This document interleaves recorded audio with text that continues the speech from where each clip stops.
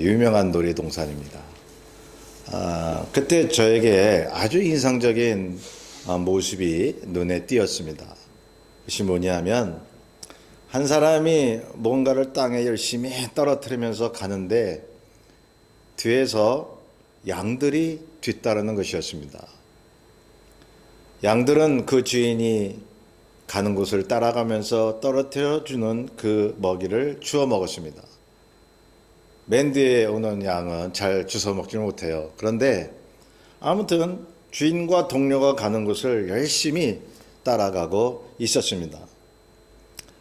옆에서 짓궂은 아이들이 막 발로 차고 막 만져보고 그래도 아랑곳하지 않고 주인만 따라가는 것이었습니다. 한 마리의 양도 나고 없이 질서정연하게 가는 모습을 보고 저는 문득 주님과 우리와의 관계를 생각했던 것이죠. 만약 주인이 주는 그런 음성 또한 양식을 거부하는 양이 있다면 그 양은 목자 잃은 양일 것입니다. 굶어 죽기도 하겠죠. 아무데나 막 가게 되면 낭떠러지로 떨어지는 그런 경우도 있을 수 있습니다. 식물 인간된 어떤 부인이 있었는데 남편이 아무리 옆에서 소리를 치고 사랑한다고 이야기를 해줘도 전혀 이 부인은 알아듣지도 느끼지도 못하고 있습니다. 그렇게 쓰다듬어주고 사랑한다고 얘기를 해도 이 부인은 눈만 뜨고 있지 반응이 전혀 없는 거예요. 우리가 믿는 주 예수님, 그분이 말씀하실 때에 과연 그분의 음성, 신랑 되신 그분의 음성을 우리가 듣고 사는지 한번 생각해 봐야 되겠습니다. 순간순간 주님이 나에게 뭐라고 말씀하시는지, 본문에 보면 4절에 자기 양을 다 내놓은 후에 앞서가면 양들이 그의 음성을 아는 고로 따라오되 라고 말씀합니다. 그래서 주님이 말씀합니다. 내 음성을 듣고 따라오는 자는 모두 내 양이라고. 주님의 음성이 어떤 음성인지 양들은 알고 있습니다. 음색이 뭐고 톤이 뭐고 또 사랑스럽게 다가오는 그 음성 다 알고 있잖아요.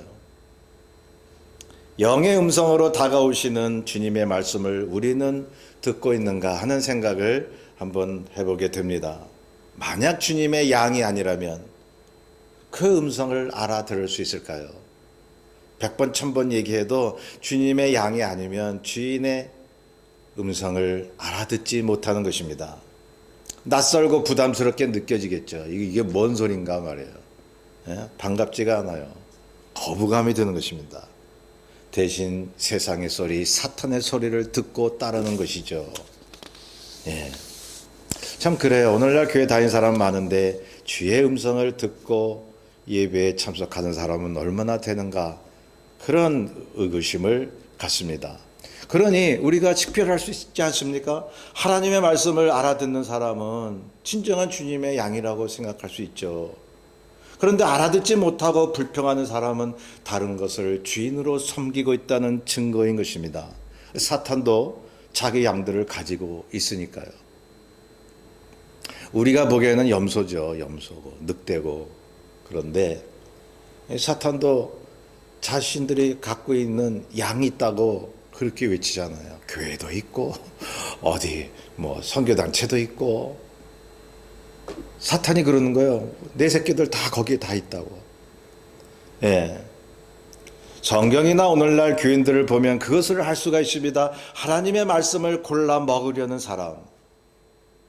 구약시대나 신약시대나 지금도 어쩜 그렇게 사람들은 똑같을까요?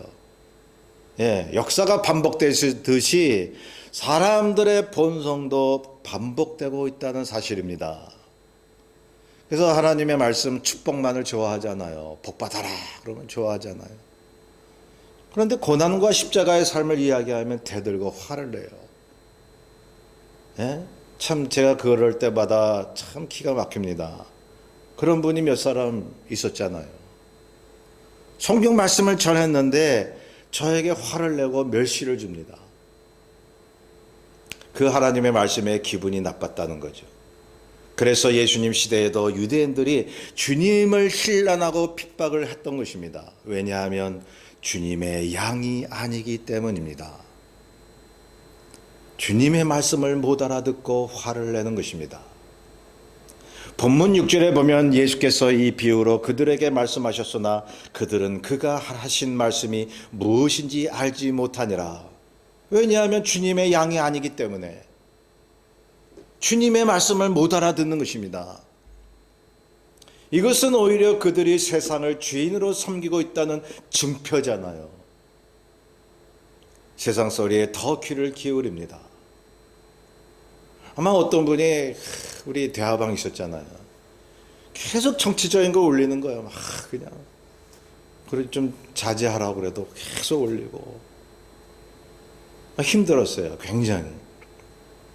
세상 소리를 우리가 알긴 알아도 하나님의 음성을 더 들어야죠.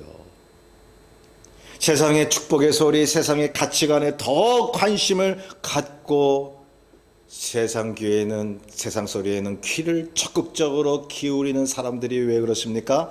주님의 양이 아니기 때문에 그런 거예요. 본문 1절 보시면 주님이 말씀하십니다. 내가 진실로 진실로 너에게 이르노니 문을 통하여 양의 우리에 들어가지 아니하고 다른 데로 넘어가는 자는 절도며 강도요. 양 우리의 문이 있는데 그 문이 하나밖에 없잖아요. 동쪽으로. 그래서 말씀드렸듯이 동쪽에 메시아가 나타난다는 그런 믿음을 가졌었거든요. 이게 유대인들이. 그래서 동쪽에 난 하나밖에 없는 문을 통해 들어가야 하는데 막 다른 데로 뛰어넘는 거예요. 막 그냥 막 펜스를 막 넘어서 들어가고 자기들이 막 만든 문을 통해서 들어가려고 그러고 주께서 말씀합니다. 다른 데로 가면 절도요 강도라고. 역사적으로 보면 많은 이단과 사이비 교주들이 있었잖아요. 지금도 그런 교주들이 있죠. 한국엔 말이죠. 자신이 예수라고 한 사람이 딱 19명. 동남아 합치면 한 몇십 명 됩니다. 한 4, 50명 이상 됩니다. 네, 자칭 재림예수라고 그래요. 그들은 자신을 통해 구원을 얻으라고 얘기하죠. 자신을 따르는 사람들을 착취하고 괴롭히고 모든 것을 빼앗으려 합니다. 그러니까 도둑은 도적질 하려고 오잖아요. 강탈하려고 오잖아요. 우리 주님은 생명을 얻되 더 풍성히 얻게 하기 위해서 오셨는데 이 도둑들은 말이죠. 이 이단 사이비 교주들은 빼앗잖아요. 모두 철도요 강도입니다. 이단 사이비 교주와 그들을 따르는 모든 사람들도 철도요 강도입니다. 왜냐하면 진정한 우리 메시아 예수 그리스도 외에 다른 문을 기대하고 그것을 통해서 들어가려고 하니까요. 예. 그래서 지정된 문을 반드시 통과해야 하는데 그런데 양들이 그 문을 통해 우리 안에 들어가면 다 끝난 게 아니라는 것입니다.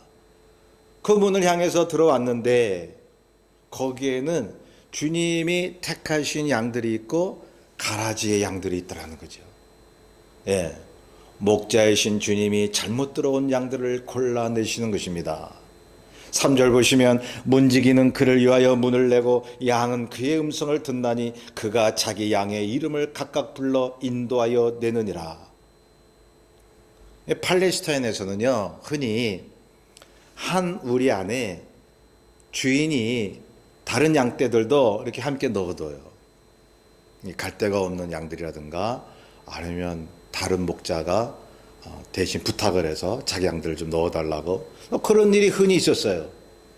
그런데 아침이 되면 목자는 자기 양의 이름을 하나씩 불러서 다른 목자의 양들로부터 구별을 해냈던 것입니다. 어떻게 구별했냐 하면 이름을 부릅니다. 한 마리 한 마리 이름을 부릅니다. 당시에 목자들이 자기 양의 이름을 지어줬어요. 그 당시 팔레스타인의 풍습이었어요. 예, 삼도라, 예? 또 삼시가 이렇게 불렀던 거죠. 그러면 그 양이 따라와요. 우리의 모인 양들이 많이 있지만 전부 참 목자의 양들이 아니었다는 얘기입니다. 이제 목자가 자기 양들의 이름을 하나하나 부르니 이 목자의 양들은 자기 주인의 목소리를 알아듣고는 그 목자를 따라 나서는 것입니다. 이제는 그 우리에서 주님이 자기 양들을 딱 불러내는 거예요. 너 이제는 거기서 나와 하는 거죠. 다시 4절 5절에 보면 자기 양을 다 내놓은 후에 앞서가면 양들이 그의 음성을 아는 고로 따라오되 타인의 음성은 알지 못하는 고로 타인을 따르지 아니하고 도리어 도망하느니라. 어떤 나그네가 이제 예루살렘 여행을 하게 됐는데 양떼를 몰고 오는 목자를 만났습니다.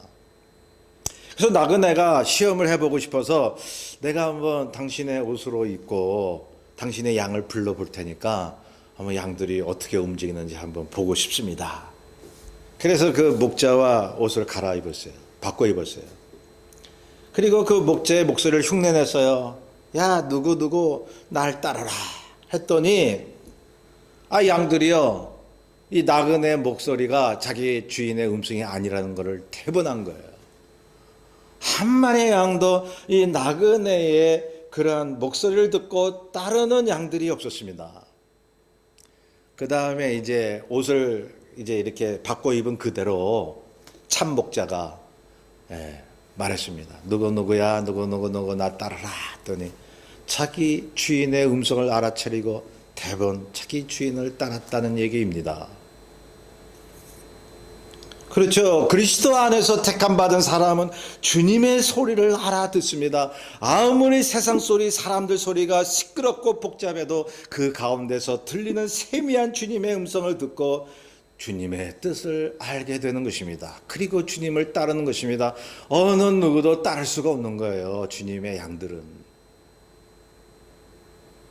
주님의 목소리가 아닌 것은 절대로 따르지 않습니다. 도리어 세상의 목소리와 요구에 도망을 가는 것입니다. 오늘 본문에 나왔듯이 말이죠. 세상의 죄악된 소리, 유혹의 소리, 이단 사설, 사람의 죄된 그러한 소리에 도망을 치는 거죠. 거짓 교리와 거짓 교회에서 도망을 칩니다. 진정한 주님의 양들은. 그래서 저 교회가 이상하다, 복만 구하고, 그래서 기복적이고 그냥 기적 중심이고 예수님 이름을 이용해서 자기 돈벌이 삼으려 하고, 그러면요 도망치는 거야. 그 교회에서. 그런 교회가 많이 이렇게 성장하잖아요. 참 애통한 일이지만 진정한 주님의 양들은 그래서 자기 주인의 음성이 아닌 데서는 도망을 치는 거죠. 주님의 음성이 아니기 때문에 그들은 거짓된 교회와 양들과 함께 할 수가 없는 것입니다. 그러니 주님의 음성을 듣고 참과 거짓을 구별해 내잖아요. 영들 분별력의 은사가 그거예요. 영들 분별력의 눈을 가졌다라고 하는 것은 무엇이 주님의 뜻이고 아니냐를 구별할 수 있는 영안을 이야기하는 것입니다. 그러니 이 진정한 양이 갈 길을 몰라 허우적대는 경우도 있잖아요. 고난 속에서 힘들어할 때도 있잖아요. 그런데 자기 주인의 음성을 듣기만 하면 더 이상 허우적댈 이유가 없는 것이죠. 주님의 음성만 따라가기만 하면 생명의 길이요 모든 문제를 이기는 길임을 믿기 때문에 주님의 음성을 가려내는 거예요. 사람의 소리, 세상 소리, 누가 어떻게 달콤한 얘기, 너 이렇게 해버려 그러면 금방 끝나. 아무리 그런 소리가 들릴지라도 그 속에서 세미하게 들려오는 주님의 음성을 가려내는 거예요. 절대로 거짓된 길로 가지 않습니다. 누가 뭐라 해도 생명이신 주님의 음성을 듣고 그 길을 가는 것입니다.